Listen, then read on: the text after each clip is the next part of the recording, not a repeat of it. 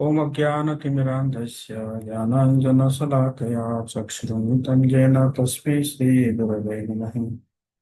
श्रीचैतन्यमनोभीष्टं स्थापितं येन भूतले स्वयं रूप कदा मह्यं ददाति स्वपदान्तिकम्। वन्देऽहं श्रीगुरो श्रीयुतपदकमलं श्रीगुरुन् वैष्णवांश श्रीरूपं साग्रजातं सरगणरघुनाथान्वितं तं सजीवम् साद्वैतं सावधूतं परिजनसहितं कृष्णचैतन्यदेवं श्रीराधा कृष्णपादां सगणललिता श्रीविशाखान्वितांश्च। हे कृष्ण करुणा सिन्धु दीनबन्धु जगत्पते गोपेश गोपिकान्त राधाकान्त नमोऽस्तुते। तप्त काञ्चन गौराङ्गी राधे वृन्दावनेश्वरी वृषभानुसुते देवी प्रणमामि हरिप्रिये। वाञ्छाकल्पतरुभ्यश्च कृपा सिन्धुभ्यैव च पतितानां पावनेभ्यो वैष्णवेभ्यो नमः। जय श्री कृष्ण चैतन्य प्रभु नित्यानंद श्री अद्वैत गदाधर शिवासादि गौर भक्तवृंद। हरे कृष्ण कृष्ण कृष्ण हरे हरे, हरे राम राम राम हरे हरे। नमो विष्णुपादाय कृष्णपृष्ठाय भूतले श्रीमते भक्तिवेदान्त स्वामिनिति नामिने। नमस्ते सरस्वती देवी गौरवाणी प्रचारिणे निर्विशेष शून्यवादी पाश्चात्य देशतारिणे। प्रतिवाचालं पुंगं लङ्घयितुं तत्कृपातुं वन्दे श्रीगुरुदिनतारिणे श्रीचैतन्येश्वरं परमानन्दमाधवम्।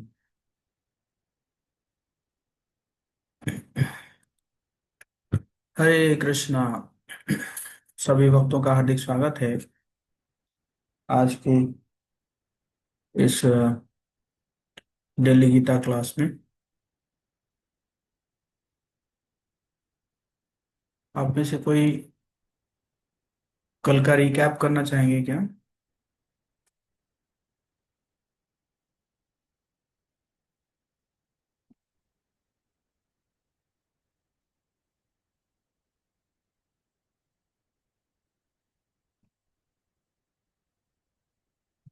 यस।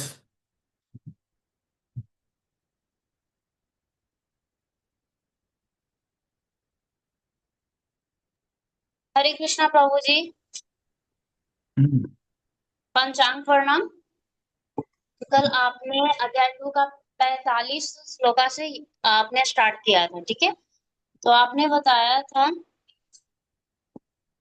आपने वेदों के बारे में बताया था। वेदों मुख्यतः जो है कहता है कि 3 गुणों से आप ऊपर उठिए। रजोगुण और ये रजोगुण, सतोगुण और एक तामसिक गुण होता है, ये तीनों से ऊपर उठिए। 45वां श्लोक में आपने बताया था। फिर उसके बाद आपने बताया था कि एक श्लोका के बारे में बताया था कि आप अपना कर्म करो, फल की चिंता आप ना करो, आप अपना कर्म करते रहो, फल देने वाले भगवान जी हैं।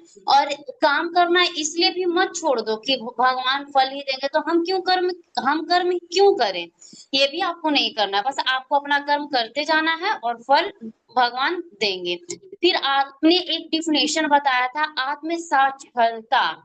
इसका मतलब होता है कि कृष्ण जी और हमारा उनके साथ जो शाश्वत संबंध है, वो उसे ही हम लोग कहते हैं आत्म साक्षरता।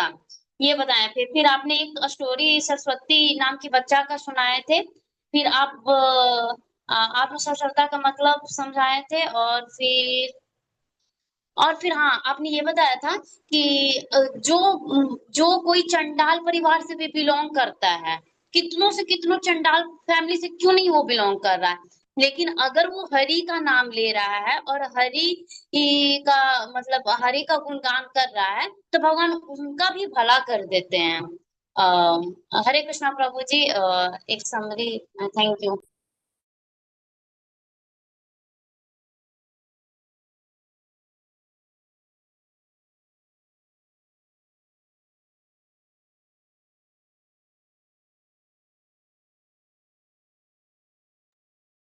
थैंक यू मौसम माता जी। सो जो वेद है, वो वेद में तीनों के गुणों के बारे में चर्चा है। सत्वगुण, रजोगुण और तमोगुण के बारे में चर्चा है। और भगवान कह रहे हैं कि हाँ अर्जुन, तुम ये वेदों से ऊपर उठो, है ना। वेद से ऊपर उठो, ये सत्वगुण, रजोगुण और तमोगुण से ऊपर उठो, है ना। फिर जैसे आपने बताया कि आत्म साक्षात्कार के विज्ञान के बारे में हम चर्चा किए थे, भगवान के साथ हमारा क्या संबंध है। और कर्म निवाधि का रस्ते महाफलेषु कदाचन, इस श्लोक में हम चर्चा किए थे कि कर्म करने का हमारा अधिकार है, लेकिन फलों के ऊपर हमारा अधिकार नहीं नहीं है। हम्म, तो उसमें यही था कि जो फलों का, मतलब कहने का मतलब है फल, फल तो रहेगा, बट उस फलों का जो क्रेडिट है, वो क्रेडिट हमें क्या करना चाहिए, है, दूसरों को दे देना चाहिए, है ना? तो इस प्रकार हम चर्चा किए थे। तो आज आई थिंक हम 48 नंबर श्लोक चर्चा करेंगे।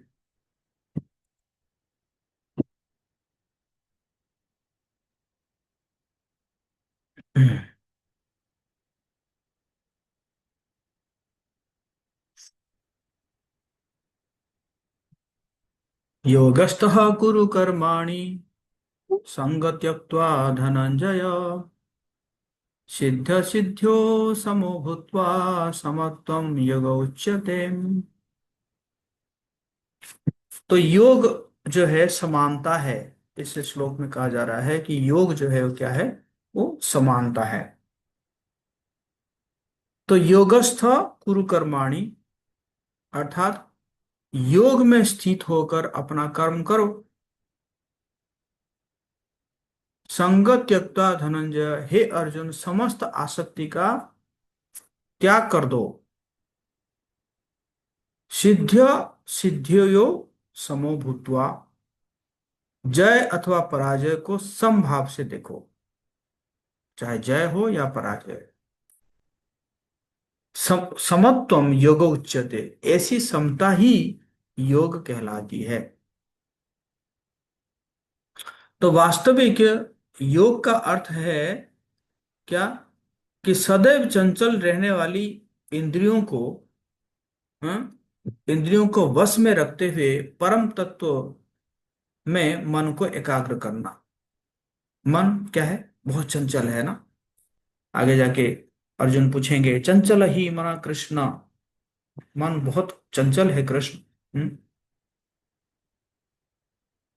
और क्योंकि परम भगवान कृष्ण स्वयं अर्जुन को युद्ध करने के लिए कह रहे हैं, अतः अर्जुन को फल की चिंता किए बिना उनके आदेश का पालन करना ही चाहिए।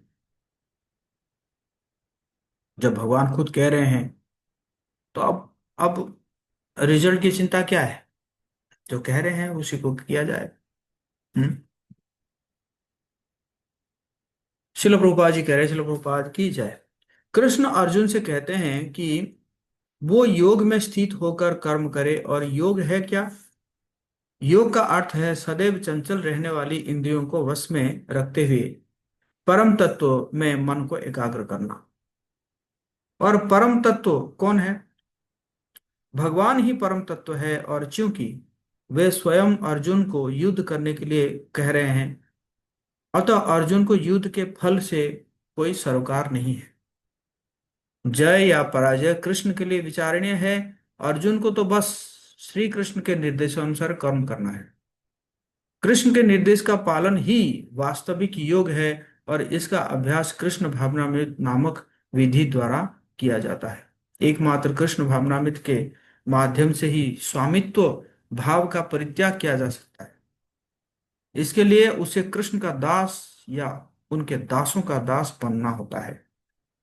कृष्ण भावनामृत में कर्म करने की यही एक विधि है जिससे योग में स्थित होकर कर्म किया जा सकता है। अर्जुन क्षत्रिय है, अतः वो वर्णाश्रम धर्म का अनुयायी है। विष्णु पुराण में कहा गया है कि वर्णाश्रम धर्म का एकमात्र उद्देश्य विष्णु को प्रसन्न करना है। सांसारिक नियम है कि लोग पहले अपनी तुष्टि करते हैं, किंतु यहाँ तो अपने को तुष्ट ना करके कृष्ण को तुष्ट करना है। अतः कृष्ण को तुष्ट किए बिना कोई वर्णाश्रम धर्म का पालन कर भी नहीं सकता। यहाँ पर परोक्ष रूप से अर्जुन को कृष्ण द्वारा बताई गई विधि के अनुसार कर्म करने का आदेश है। हम्म। तो अर्जुन जो है वो क्या थे, क्षत्रिय थे, और वर्णाश्रम धर्म को पालन करना है। और वर्णाश्रम धर्म पालन का उसका मुख्य लक्ष्य क्या है, कि विष्णु की प्रसन्नता। अर्जुन युद्ध करेंगे तो विष्णु प्रसन्न होंगे, कृष्ण प्रसन्न होंगे, तो इसलिए अर्जुन को युद्ध करना चाहिए। है कि नहीं।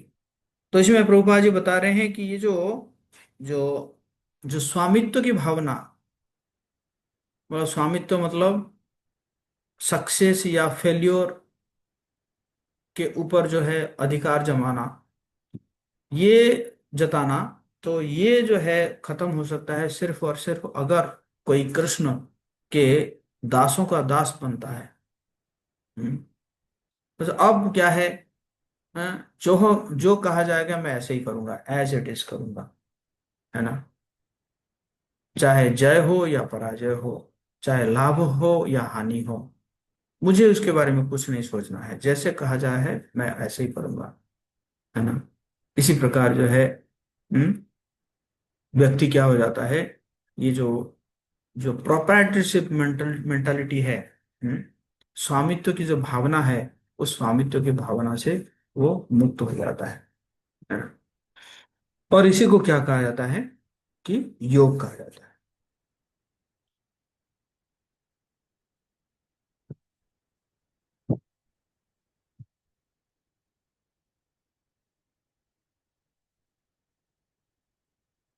हरे कृष्ण कृष्ण कृष्ण हरे हरे, हरे राम राम राम हरे।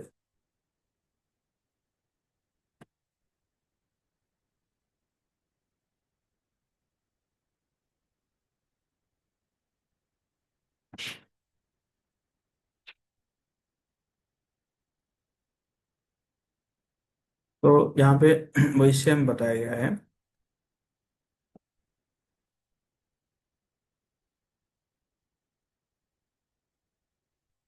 कि वास्तविक योग की परिभाषा क्या है, कि जय तथा पराजय की समस्त आसक्ति त्याग कर समभाव से अपना कर्म करना।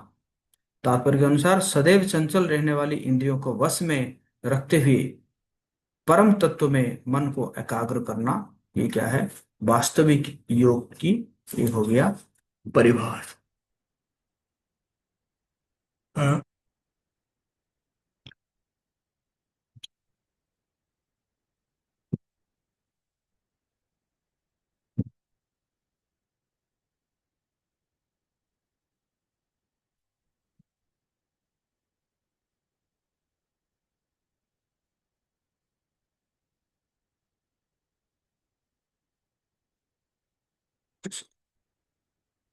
आइए हम हनुमान से सीखते हैं, अपने प्राण तुल्य प्रभु के साथ वो कैसे व्यवहार किए।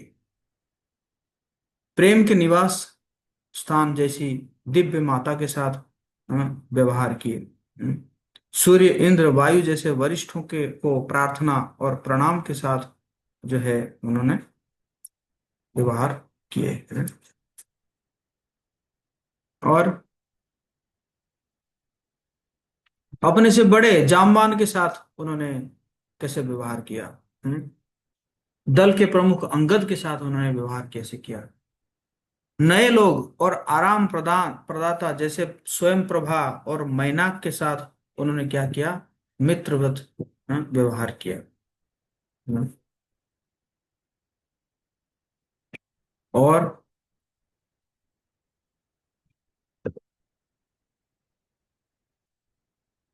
मित्रों के साथ कैसे उन्होंने व्यवहार किया है। और हालांकि जीत गए, लेकिन कोई है ना गर्व नहीं था। हम्म। निपुणता के साथ भक्ति किया उन्होंने। जैसे जो है आप देख रहे हैं रावण आए हुए हैं, आया हुआ है, सीता माता को टॉर्चर, धमकी दे रहा है, और उस समय कैसे उन्होंने पूरा एक्सपर्टीज लेकर चुपचाप बैठे बैठे रहे वो अशोक पेड़ के ऊपर है।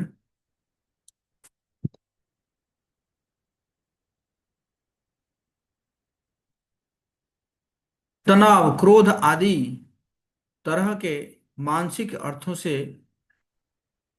है ना, वो निपटे। कैसे निपटते हैं? खतरनाक अनपेक्षित स्थितियों से कैसे निपटे? प्रभु के शत्रुओं से उन्होंने कैसे निपटे, है ना? तो इसे फिर देखते हैं कि जो है हनुमान जी कैसे एक जो है परम भक्त का पराकाष्ठा जो है वो दे दे रहे हैं, है ना?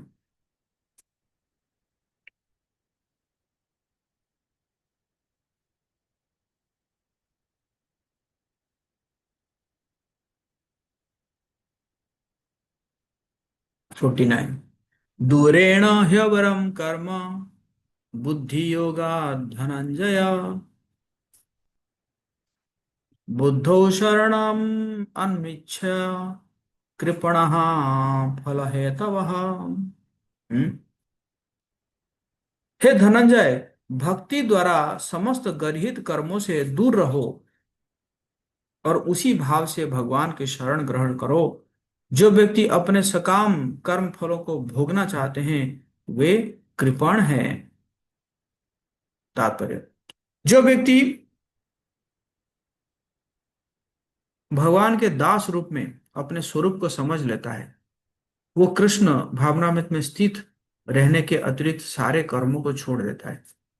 जीव के लिए ऐसी भक्ति कर्म का सही मार्ग है। केवल कृपण ही अपने सकाम कर्मों का फल भोगना चाहता है, किंतु इससे वे भव बंधन में और अधिक फंस जाते हैं। कृष्ण भावनामृत के अतिरिक्त जितने भी कर्म संपन्न किए जाते हैं वे गरिहित है, क्योंकि इससे कर्ता जन्म मृत्यु के चक्र में लगातार फंसा रहता है। अतः कभी इसकी आकांक्षा नहीं करनी चाहिए कि मैं कर्म का कारण बनूं। कृष्ण भावना में हर कार्य कृष्ण की तुष्टि के लिए किया जाना चाहिए। कृपणों को यह ज्ञात नहीं है कि दैववश या कठोर श्रम से अर्जित संपत्ति का किस तरह सदुपयोग करें। मनुष्य को अपनी सारी शक्ति कृष्ण भावनामृत अर्जित करने में लगानी चाहिए। इससे उसका जीवन सफल हो सकेगा। कृपणों की भांति अभागे व्यक्ति अपनी मानवीय शक्ति को भगवान की सेवा में नहीं लगाते। कृपण, कृपण कहा गया है यहाँ पे। कृपण क्यों? क्योंकि फॉर एग्जाम्पल, आपके पास आपके जेब में 100 रुपए है और आपको भूख लगी और आप जाके भीख मांग रहे हैं कि मुझे 20 रुपए दे दीजिए, मैं क्या करूंगा, भोजन करूंगा। तो इसको क्या कहा जाएगा? कृपण कहा जाएगा, ठीक नहीं? तो इसी प्रकार हमें ये दुर्लभ मनुष्य शरीर मिला है जिसको हम यूटिलाइज कर सकते हैं भगवान की भक्ति में, आत्म साक्षात्कार में। लेकिन हम क्या कर रहे हैं? हम जो है इसको जो है अ, इंद्रिय तृप्ति में लगा रहे हैं, है कि नहीं? तो इसको क्या कहा जाता है? कृपण कहा जा रहा है ना, है ना? तो उसी प्रकार यहाँ पे बताया गया है कृपण, है ना?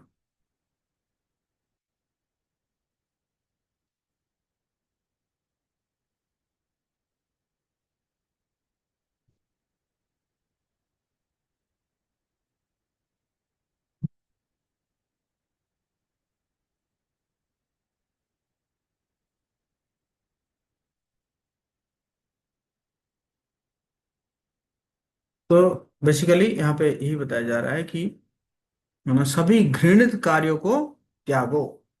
हम्म? सभी घृणित कार्यों को त्यागो, यहाँ पे बताया है ना। तो आगे फिर है 50 से 53 तक बुद्धि योग में कार्य के लाभ क्या है। अब बताएंगे कि अगर आप बुद्धि योग में कार्य करते हैं तो उसका लाभ क्या है।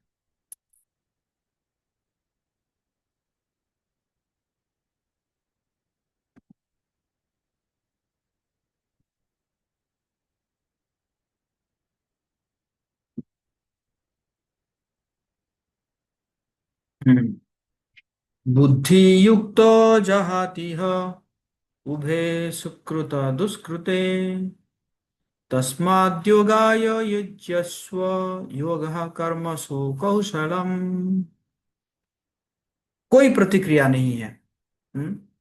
अगर बुद्धि योग में काम करते हैं तो आपको कोई प्रतिक्रिया नहीं मिलेगा, मतलब रिएक्शन, कर्म का रिएक्शन नहीं मिलेगा। भक्ति में संलग्न इस जीवन में ही अच्छे तथा बुरे कार्यों से अपने को मुक्त कर लेता है। अतः योग के लिए प्रयत्न करो, क्योंकि सारा कार्य कौशल यही है। हम्म।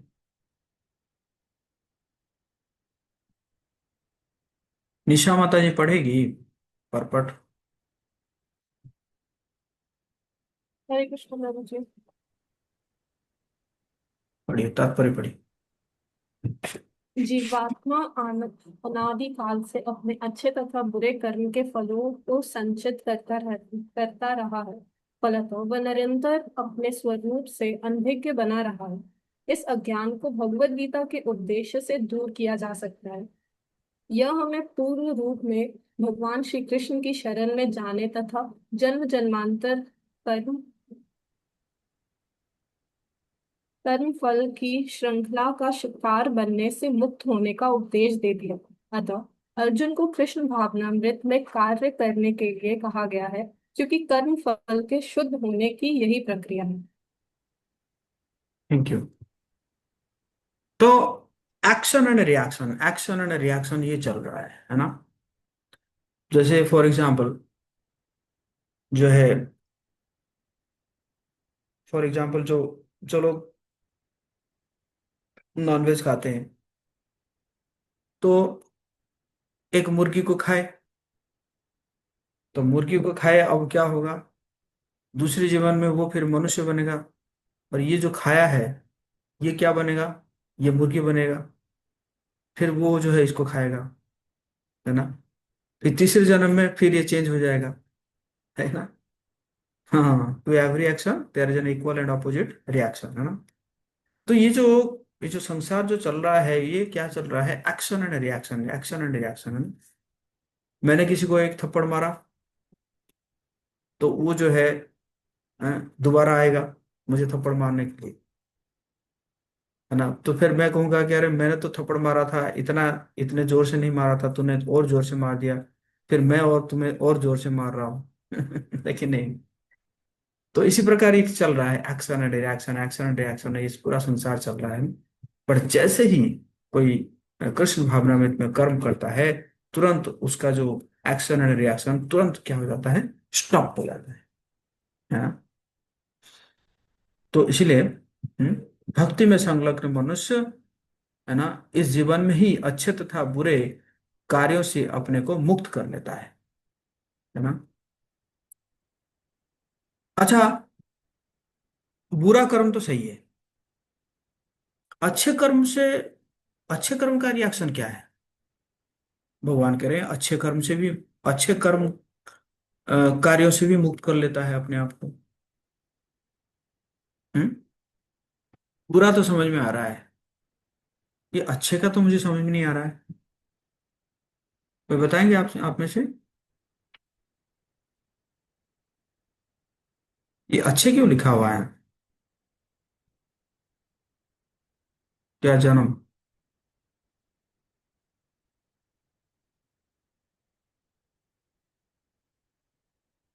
कोई बताएगा। ऐसे तुक्का मत मारो, जन्म मरने से मुक्ति। प्रश्न समझ में आ रहा है कि नहीं समझ में आ रहा है। हम्म? और कहा जा रहा है कि भक्ति में संलग्न मनुष्य इस जीवन में अच्छे तथा बुरे कार्यों से अपने आप को मुक्त कर लेता है। बुरा कार्य तो मैंने समझा दिया। हम्म? बुरा कार्य मैंने समझा दिया कि जैसे कोई मुर्गी खाया या मछली खाया, है ना, या कोई किसी को हानि पहुंचा रहा है, ये तो ठीक है। बट अच्छे कार्यों से कैसे मुक्त कर लेगा आपने, क्या अच्छे कार्यों से मुक्त करना चाहिए क्या अपने आप को।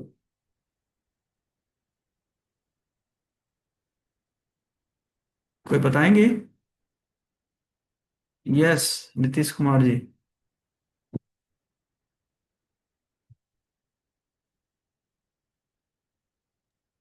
हरे कृष्ण प्रभु जी, दंडवत प्रणाम। अच्छे कर्म यानी जो मतलब जो ये समाज के लिए अच्छे कर्म करते हैं ना, जो मतलब जो उसमें मतलब अपना अपना टाइम मतलब वो खराब करते हैं ना, वो वही सब अच्छे कर्म से मतलब जैसे मतलब उससे मतलब मुक्त होना हो जाता है। उससे मुक्त क्यों हो गया? ये समाज के लिए अगर अच्छा कर रहे हैं तो उससे मुक्त क्यों तो होंगे? वो तो वो कृष्ण भवन में जब गया तो फिर वो तो उसमें वो मतलब बंधे रह जाएगा पूरा मतलब भौतिक जितना अपना जीवन निकाला, तो वो फिर वो कुछ कर नहीं पाएगा इसलिए। ओके। जितना समझ में आया। Okay. Okay, thank you for your trial. और कोई जी। क्वेश्चन बोलो। हरे कृष्णा प्रभु जी। आपने बताया था ना कि मनुष्य ना गलती करता है, मतलब कि आपने भागवत गीता में ये बताया था कि परफेक्ट नहीं है एक इंसान। तो जब हम परफेक्ट है ही नहीं है तो अच्छे कर्म में भी कहीं ना कुछ त्रुटि तो कर ही दे रहे होंगे। देन यहाँ पर मेंशन तो कर दिया कि अच्छे काम से मुक्ति, लेकिन वो अच्छा काम भी अच्छा नहीं हो रहा है। और एक जगह और मैंने पूरा पढ़ा था द चैलेंजेस कृष्णा बुक में, वहां भी बोला है कि हम लोग इस इम्परफेक्ट वर्ल्ड में आप लोग परफेक्ट नॉलेज फाइंड कर रहे हो, जो कि पॉसिबल नहीं है। तो जब इंसान ही इम्परफेक्ट है तो वो अच्छा कर्म कर रहा है, या आप कैसे डिटरमाइन करोगे कि वो अच्छा कर्म कर रहा है? जब हम ही इम्परफेक्ट है तो मेरा वर्क कहाँ से परफेक्ट होएगी? तो ये भी हो सकता है कि कहीं ना कहीं अच्छा लिख कर भी हम लोग गलती कर रहे हैं, अच्छाई में भी हम लोग गलती किए जा रहे हैं। देन हमको मुक्ति चाहिए और क्या। अच्छा, चलिए।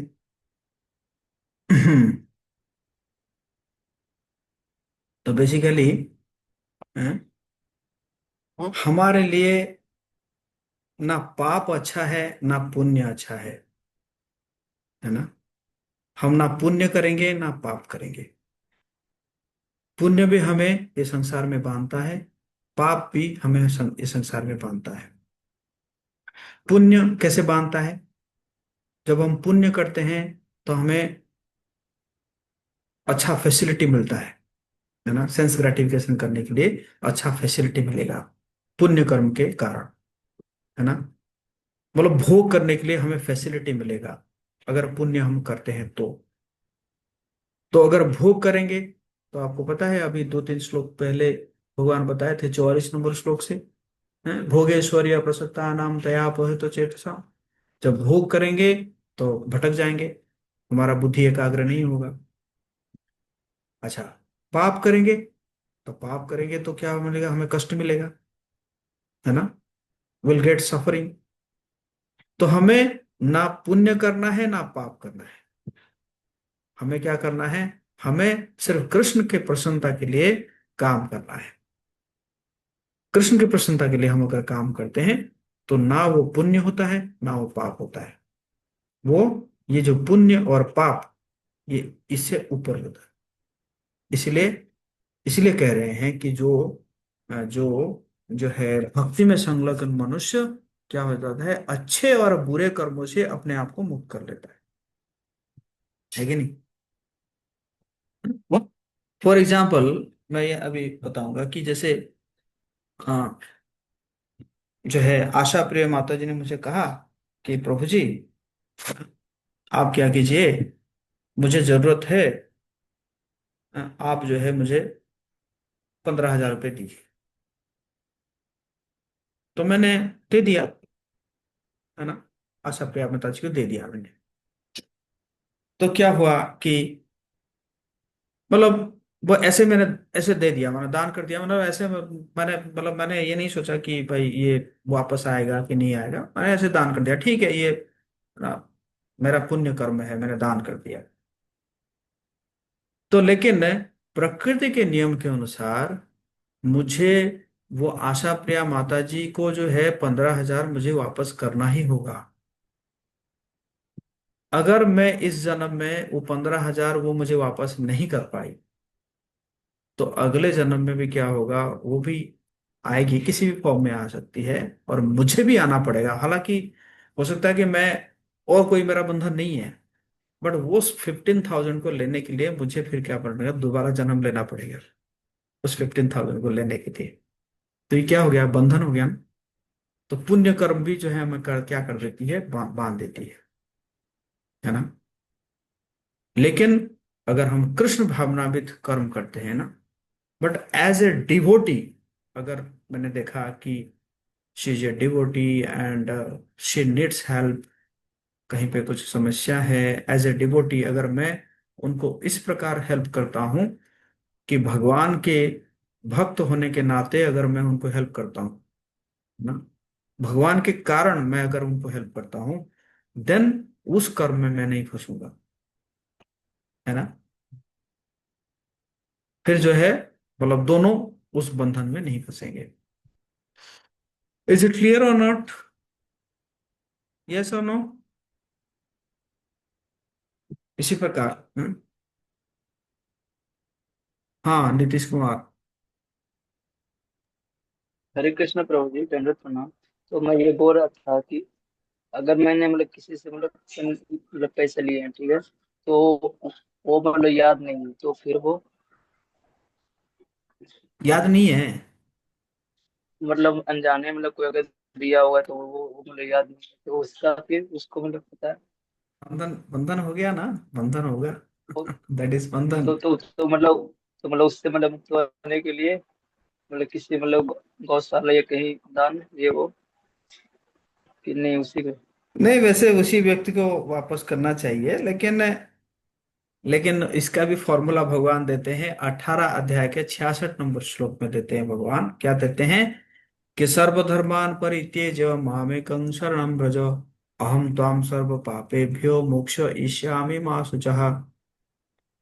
अगर तुम सब कुछ, है ना, अपना धर्म को परित्याग करके, जो भी तुमने धर्म बना रखे, भातृधर्म, पितृधर्म, पति धर्म, पत्नी धर्म, है ना, ये सब धर्म को त्याग करके तुम अगर मेरे शरण में आते हो, तो मैं क्या करूंगा, जो भी, है ना, पिछले तो हम लोगों ने बहुत कुछ किए हैं, और अभी जी जान गए हैं, नहीं कर रहे हैं ना, पर पिछले तो हम बहुत कुछ किए हैं, है ना, उसका तो हिसाब बना हुआ है। लेकिन भगवान कह रहे हैं कि जो अगर तुम मेरे शरणागत हो जाते हो, तो मैं तुम्हारा सारे कर्म, चाहे अच्छे कर्म हो या बुरा कर्म हो, उससे तुम्हें मुक्त कर दूंगा।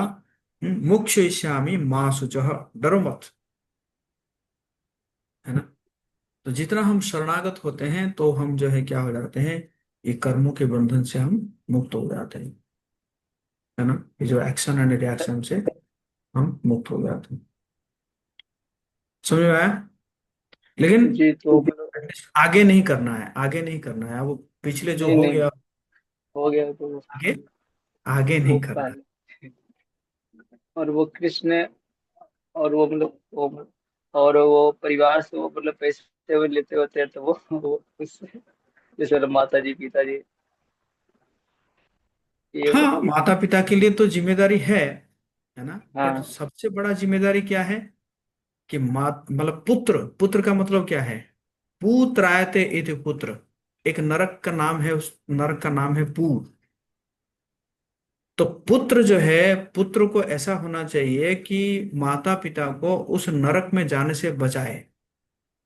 ये सबसे बड़ी काम है पुत्र का, है ना। नहीं तो उसको मूत्र कहा जाता है ना, है कि नहीं। जैसे सीमेन और यूरिन, है ना, एक ही ऑर्गन से आता है। बट अगर अगर एक पुत्र जो है अपने माता पिता को पू नामक नरक से जाने से नहीं बचाता है, तो उसको क्या कहा जाता है, उसको पुत्र नहीं, उसको मूत्र कहा जाता है ना। तो अगर अ, भगवान का कोई भक्ति करता है, हम्म, भगवान नरसिंह देव को प्रहलाद महाराज उनके पिताजी के लिए पूछे कि मेरे पिताजी को क्षमा कर दीजिए, उनका उद्धार कर दीजिए।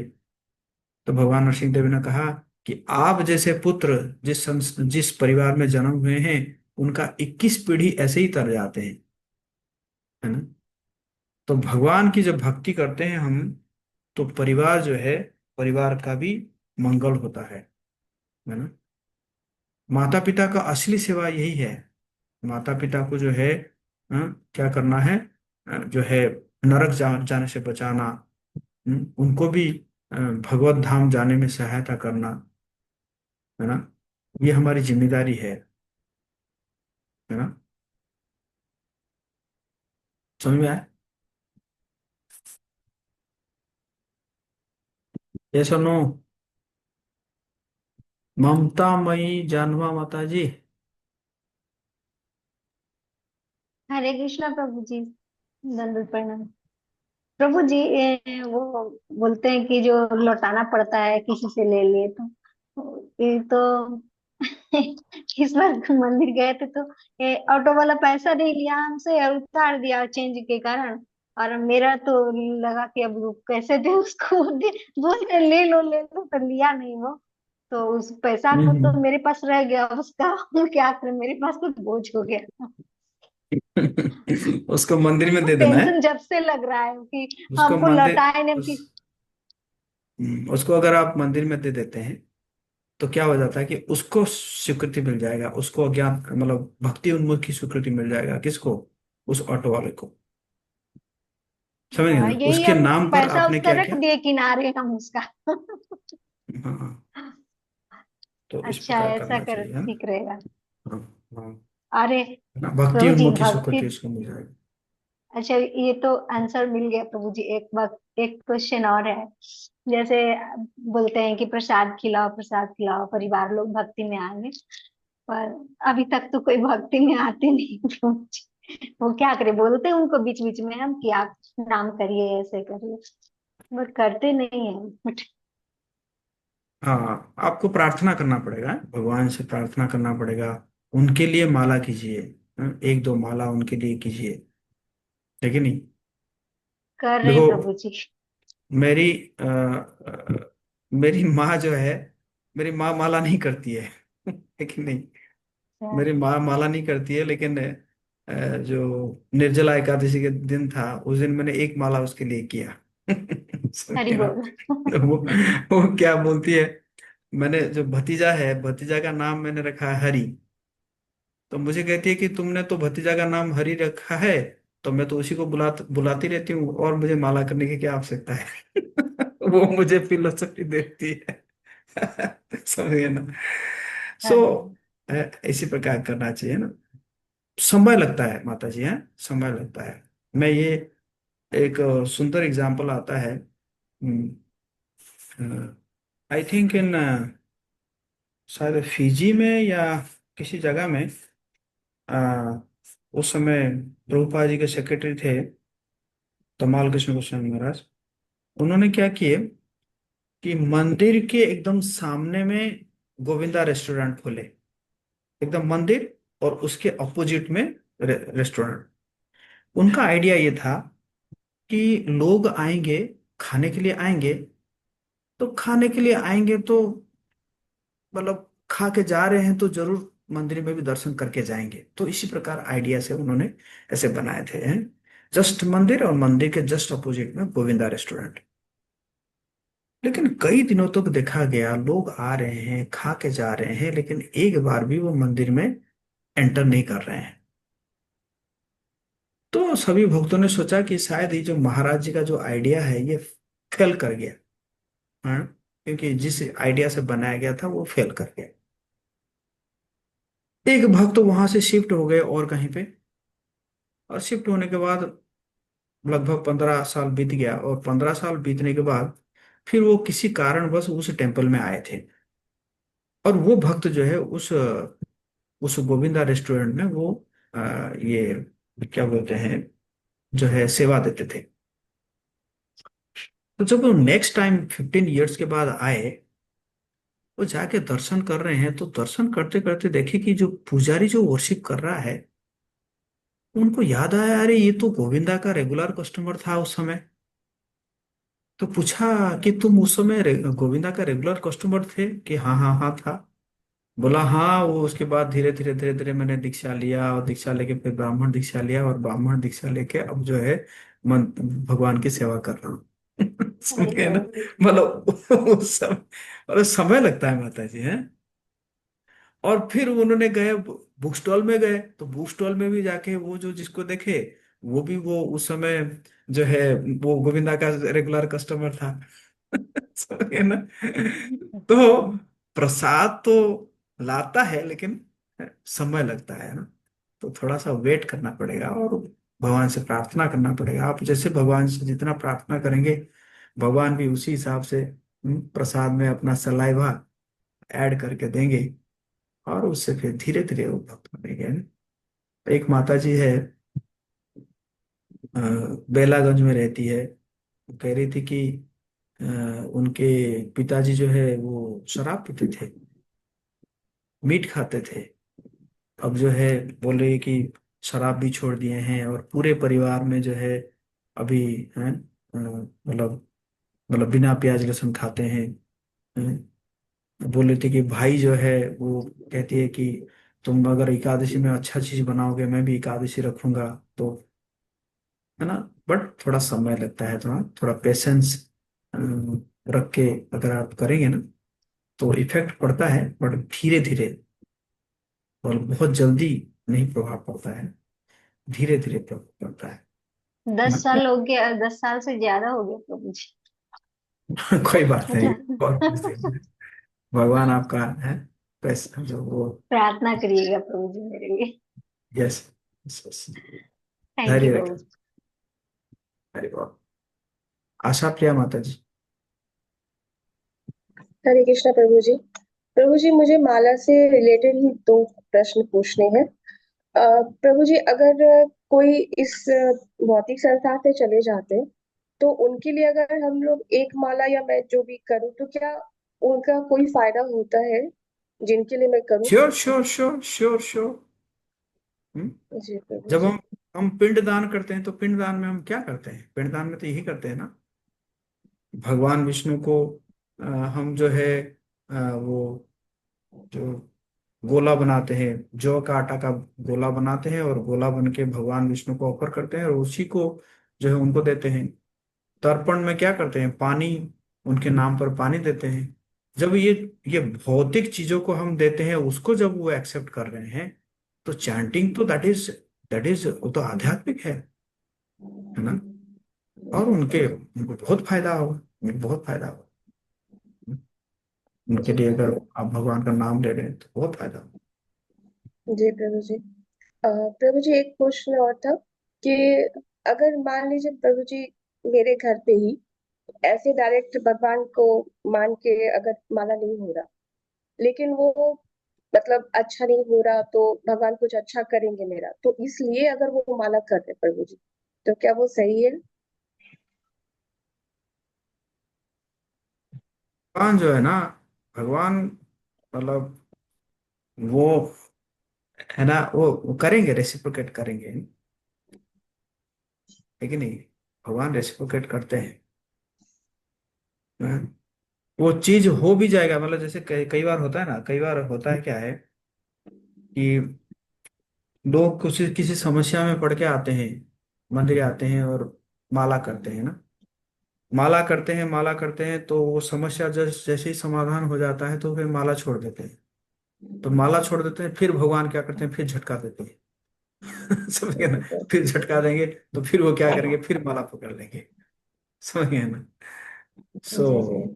Krishna, he is the chief architect, है कि नहीं? वो सबसे बड़े आर्किटेक्ट है। सो बट यस, स्टार्ट हो जाए किसी भी, हाँ, भगवान तो इसीलिए कह रहे हैं, ये जो है चतुर्विधा भजन्ते माम, ज्ञानी सुकृतिनो अर्जुना, हाँ, है कि नहीं? मतलब 4 प्रकार के भक्त मेरे पास आते हैं। क्या? जो है आर्त, अर्थार्थी, ज्ञानी और जिज्ञासु। आर्त, आर्त मतलब दुख से, जैसे अ, जो गजेंद्र हाथी जो है, बड़े दुखी थे। उनको मगरमच्छ पकड़ रखा था, 1,000 साल तक फाइट किए, बहुत दुखी थे। तो उन्होंने पुकारे भगवान जी को, आर्त। अर्थार्थी ध्रुव महाराज किसके लिए आए थे? अर्थ के लिए तो आए थे। ध्रुव महाराज कोई शुद्ध भक्त बनने के लिए तो नहीं आए थे। किसके लिए आए थे? अर्थ के लिए। अर्थ मतलब मुझे आ, मेरे मतलब पिताजी से भी बहुत बड़ा एक माना प्लानट चाहिए, लोक चाहिए। और बाद में वो भक्त बन गए, शुद्ध भक्त बन गए। बट आए थे किस लिए? अर्थ के लिए आए थे। अर्थ अर्थार्थी। लेकिन बाद में भगवान ने उनको शुद्ध भक्त बना दिए, है कि नहीं? जी और प्रभु जी। ज्ञानी, हम्म, ज्ञानी, जो भी अ, जो है मतलब जैसे चार कुमार है, ज्ञानी है ना? और इसी प्रकार जिज्ञासु, जानने के लिए, अ, तो ऐसे आते हैं। लेकिन भगवान कह रहे हैं कि जो ज्ञानी है वो सबसे टॉप है। ज्ञानी, क्योंकि ज्ञानी जो है वो जानता है कि वासुदेव सर्वमिति स महात्मा सुदुर्लभ, कि ये कृष्ण जो है सभी कारणों का कारण है ना? तो कोई दिक्कत नहीं है। चाहे कोई अर्थ के लिए आए, चाहे कोई अर्थार्थी के लिए आए, कोई जिज्ञासु के लिए भी आए, जानने के लिए भी आए, तो भगवान सबको वेलकम करेंगे और उनको करेंगे। जी प्रभु जी। थैंक यू प्रभु जी। हरे कृष्ण। हरे कृष्ण। ओके, और कोई प्रश्न है तो पूछ लीजिए, क्योंकि अब तो 40 नंबर ही हुआ है। वैसे कल तो रथ यात्रा है जहानाबाद में, परसों फिर मिलेंगे हम लोग। Okay, thank you. Jagat Guru शिल प्रभुपाद की जय।